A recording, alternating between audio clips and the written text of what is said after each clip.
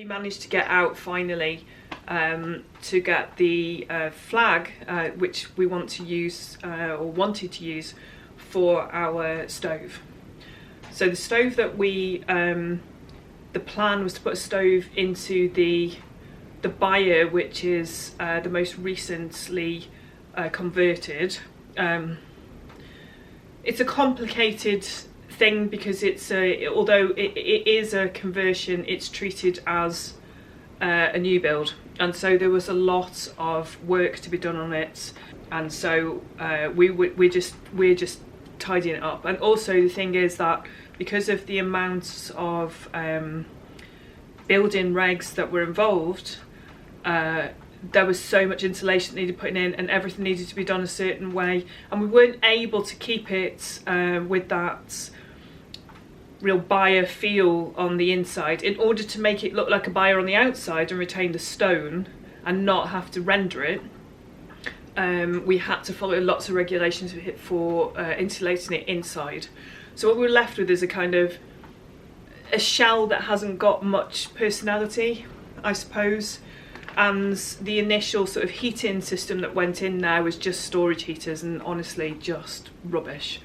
This sort of ambient background heat just was not cutting it at all. So we decided last summer that we were going to put a wood burner in there, and we wanted to do it as sustainably as possible. So in order to get a new fire, this would have cost us quite a considerable amount. So we found the model we wanted for a reasonable price. We got one second hand, and we had it shipped from the south of England. So that took a little while, and then of course we were waiting for the builder, the chimney person, to say that they could actually come and get the installation done. So finally we had everything in place, but we needed to get this hearthstone, and we decided what we wanted, because as a sort of nod to the fact that this is an old byre, we wanted to put an old flag, you know, part of what would have been a flag floor in there. So we were offered some flags from the local farm because we didn't have any that would do the job. So we went up to the farm and found ourselves some beautiful flags so that the chimney project could begin. One clear day, still really windy, still really bloody cold, but we got that one window of opportunity.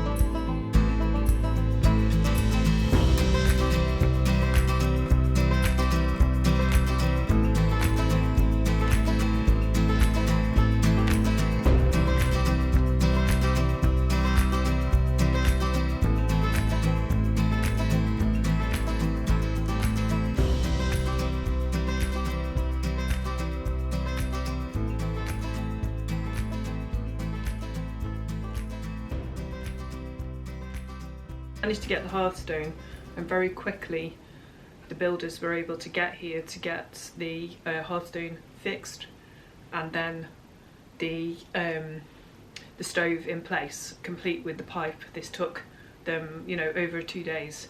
And then, as predicted, the weather forecast shifted again, and we were due very high winds, which meant our entire infrastructure was closed down and the builders weren't able to get back on the roof.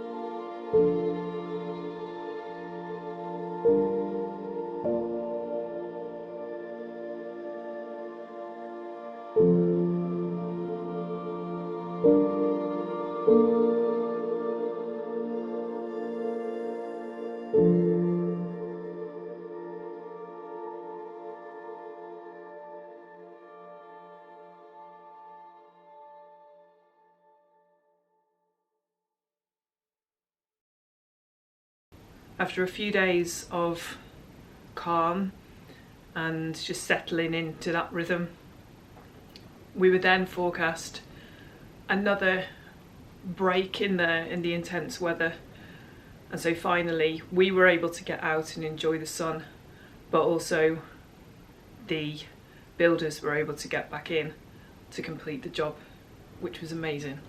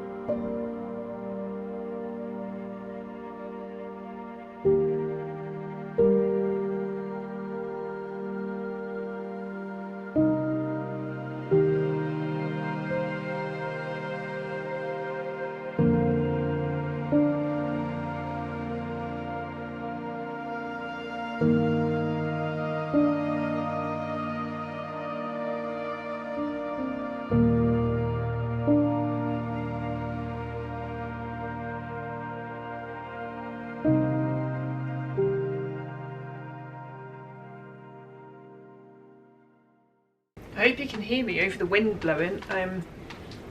I think what people don't realise about natural dye is the length of time that it actually takes. I think I've said this before, but people sort of, I don't know, like, is it underestimate or overestimate the ability for all of the colour to be drained from the plants in a really short amount of time. So if you read literature, it says put the plant in, heat it up. It's a bit more complicated than that, obviously. And some people take it out after an hour thinking that all will work. And some say, oh, you know, put it in and then take it out the next day and that will do. This one has been in the dye pot for 4 days. Now, before that fourth day, the actual plant matter was in the pot for 3 days. So it was a process of heating it, so that extraction process, and you have to hold it, not at boiling, below boiling temperature, for an hour each time, and just hold it, and then it cools down, and then the next day I reheat and then cool down again. And that is the key, okay? I'm telling you, that is the key, because if I'd have come to this wool after a day, the colour would have been very, very pale, and that's not what I was after. What I really wanted was these lovely dark variants in the wool, which is exactly what I've got, and it's absolutely stunning. I'm so pleased with them. It's such a good colour. So this is its like 4th or 5th day, lost count now. I've just said, but I've lost count. And it's come out really well. And next to it here, this is like a non-dyed one, so you can see the sort of difference there between that dyed one. What I also did was I did some raw fleece. It's also like really magical colour. It's the sort of colours you also almost sort of anticipate from, say, turmeric or something, except it isn't. And this is fabulous. Unfortunately, this one, before I dyed it, had actually felted up a little bit, but I'm not so bothered about that because I can still comb it and I'll be using it for weaving, so it doesn't matter to me. It's just, I just wanted this amazing colour. Yes, super excited about the colour. Really, really beautiful.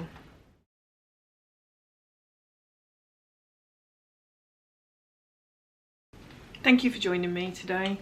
It's always really nice to share with you, and I absolutely love getting your comments at the end of the videos. I just wanted to pop in here and say just like a couple of things. So I didn't, or you did see the pine needle dyed wool hanging up, and I know that some of you were really interested in that, and I got a lot of comments, so I'm looking forward to seeing how that turned out. So I'm hoping, because it is kind of grey here still, that you might be able to see this. Honestly, I think until it was dried it did darken a little bit, but I can't kind of quite decide what colour it is.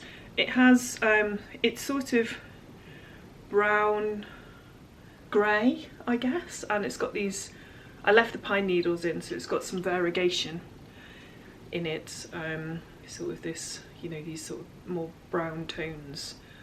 And for anybody that's interested, I mordanted this in soy milk. So I did a batch of 5 or 6 skeins that were all mordanted in soy milk. However, during my research on historic dyes, I have been finding increasing evidence of using rhubarb leaves. So I'm going to explore that as the rhubarb starts to come up and see if I can do some experiments with that. But yeah, I mean, all in all, yeah, a fair colour, and I'll try and decide what to do with this. However, I have 2 skeins of it. I think they're 150 grams. And what I want to show you on that note is that as per this video, right now, as you're watching it, my shop has gone live. And I know, again, a few of you have sort of tried to click on the website and click through to the shop and message me to say, oh, the shop's not online. And I wanted to get the shop back online for today, the 1st of February, as it's the, you know, the celebration of light returning and all this sort of thing. And it felt like the right time to do it. And also it gave me a chance to decide going forwards what my shop will consist of. So just to show you a little bit,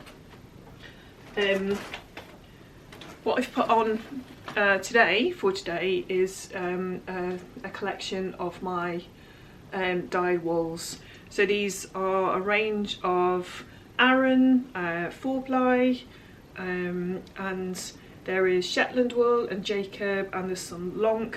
So these are all Orcadian provenance plants that I've used.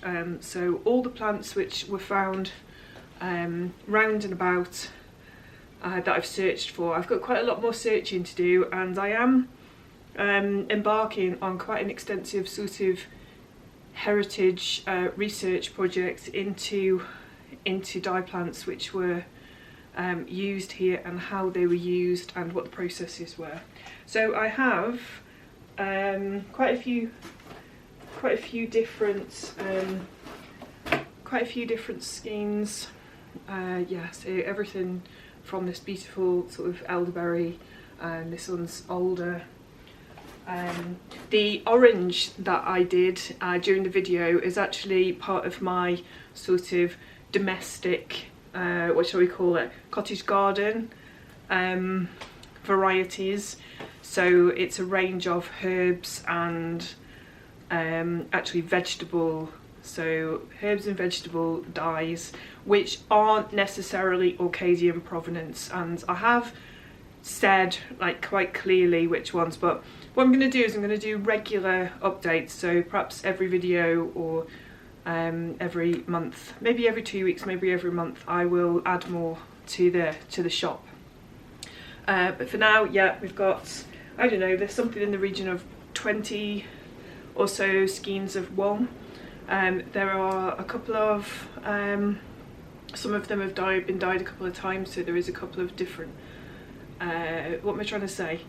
You know, there's small batches, so that's what I'm trying to say. At the moment they are dyed in small batches, and I can't ever guarantee that, although I will do that batch again, that the colour will match.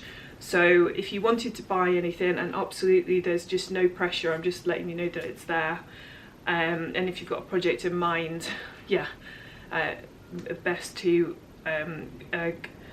grab what you need, as opposed to hope to match it in the future, because with natural dyes you can just never know exactly how they're going to come out, even though I try to do that as well as I can. So that beautiful orange, and if anybody's interested, I will put the pine needle one on. I have 2 skeins of that. I think it's a 4-ply. So yeah, I'll put them off to the next shop, because I'm in the process of sort of, I need to wash and then completely dry the other bits. But in addition to that, I have a stock of ribbons that I've done over the last year or so as well, and so the ribbons are going on. They're silk velvet ribbons, and I'm slowly uploading those as well. And I will keep doing different projects, and it won't be dedicated totally to wool. There are different things that I do, and so I will be adding examples of each of those things. As I show you in the video the things that I'm up to, I will do a few for the shop. So yeah, so thank you for your patience, those who've been waiting for the shop. And yeah, I know some of you have been with me a long time, and I've already purchased from my shop when I was producing things. It's been over 18 months now, no, over 12 months now since I closed the shop and decided to, you know, make this big move and everything and get things back on track again. But it's all moving in the right direction, and I do hope to get, yeah, like I say, more woolly pieces, and then some woven pieces and bits and, you know, bits and bobs. So it will be a fairly varied little shop. I don't think there are any other updates I need to give you, but I just want to wish you all a very happy returning of the light, and I hope you have a lovely couple of weeks until I see you again. And I am hoping that the sun will start to shine for us just a little bit more, and we can, yeah, get out in the garden and start to do some garden things that I need to get on with. But yeah, for today, the wind is blowing. It is cold, but it is dry, which is a real bonus. And now we have our lovely new fire, which is nice and toasty. So that's a real, it's really changed things for us in that part of the house, which is just brilliant. So I'll see you all soon. Take care of yourselves. Sending lots of love. Bye for now.